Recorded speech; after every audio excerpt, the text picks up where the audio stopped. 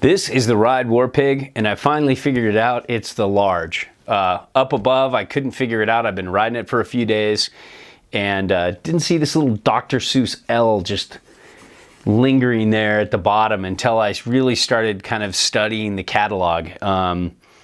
You know, because sometimes I don't like to look at the catalog till after I ride the board, and then I can go, oh, okay, that's what they're talking about with that personality, or this is that, or, you know, to see if I feel it first.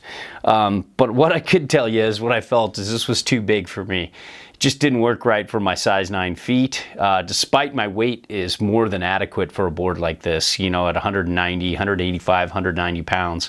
You know, that wasn't the problem. It just didn't feel like it was set up right for my size 9 feet. I would have loved to have tried a medium or a small. And you know, this whole large, medium, small, extra large, extra small, it's just, you know, it's really fucked up to try to figure out what kind of board this is in comparison to the other boards. I kept trying to like size it up next to my United Shapes Orbit and my you know, my Yes Optimistic in the Salomon 6-stick 151 I had, that are all short fatties like this.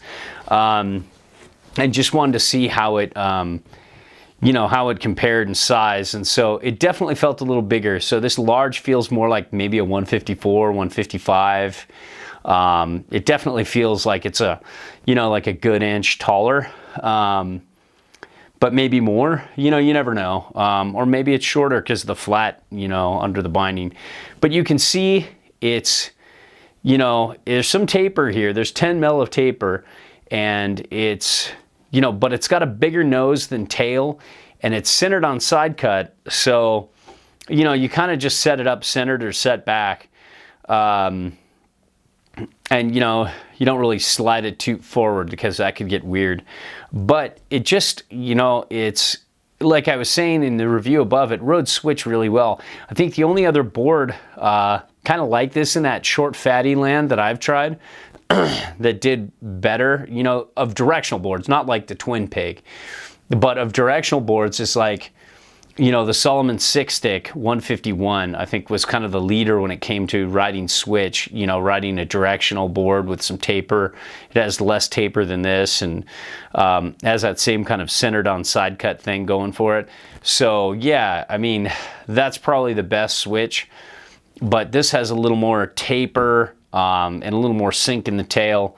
You know, for directional float. They're both similar in terms of setback on board, but this flat to rocker will probably float a little easier, and it's a little wider. Yeah,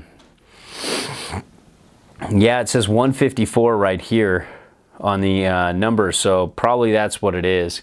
That would have been my guess, and that's how I felt with the 154. Yes Optimistic.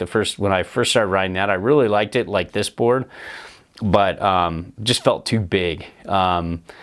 Where, you know, I talked enough about that up above, like, you know, when it comes to carving and turning, like making really hard carvy turns, this just, like, that was the one spot where I didn't really feel this shined, and a lot of people are kind of getting a board like this for that, where, you know, boards like the Orbit was the shiner there.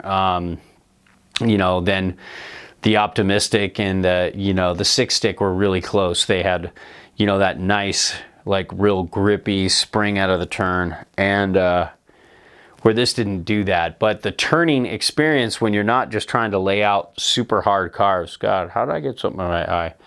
But when you're not laying out super hard carves and just making fun turns, this War Pig is fine. It's very lively.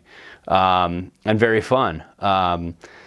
So, and you can see it's just got that kind of like mellow, flat 2-rocker, and you can see the nose is much higher than the tail. And so setting it back, you can get pretty far back on board on a powder day. And these short fatties are really fun in powder. They can be a touch bucky, but that's that. You know, you're kind of looking like all the way in, you can get to about, just about 20 and a half. All the way out, you're looking at just a little more than 25, almost 25 and a quarter.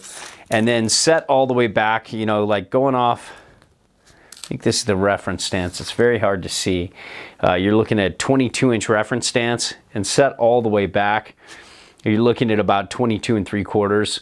So it'll be, you know, if, you know, 22 is your reference, it'll be difficult to get that, you know, with traditional bindings, but maybe you can slide this in and, you know, this forward a little bit and get closer to your 22. But 22 3/4 isn't bad. Then you're looking at just about 21.5 to the last insert and 15 3/4. So that is 5 3/4 back on board, which is pretty cool. You would think it wouldn't be that much when you see that it's, you know, centered on side cut, with there's 0 setback on side cut. And so that's what's so, you know, different, you know, between setback on side cut and setback on board. And that's why I do these reviews, to kind of give you an idea of how far back you can get here and how much directional float you can really get. Not based on the side cut, but actually based on the setback on board. I wish everybody would publish that, but, you know, hey, I'll do it for you as long as they won't. But anyways, you know, so you can get pretty far back and pretty floaty. You know, you have a nice base. It's just nice and clear, and clear PTEX will do the trick as long as you don't, you know, gouge too deep.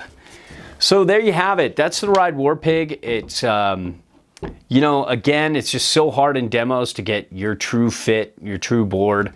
So, but, you know, you ride what you can get, and I'm stoked to ride. Let me, you know, for a second year, let me do extended demos of these boards and really get to know their line a little better than just the Frantic Manic demo dash. So there you have it, the Warpig. A very celebrated board, and we found it to be pretty fun. You know, as long as you're not going out to rail really hard carving turns and you're looking for something to kind of, you know, do a little bit of everything, kind of like, you know, I don't know what, it's very hard board to define, because, you know, you can butter, you can press, you can play around. It's a much more mellow short fatty than most of the short fatties I know. They all have generally, you know, a stiffer personality on snow. You might flex the two in a shop, and this might feel just the same as, you know, another board, you know, like a similar board, like some of the boards I mentioned before.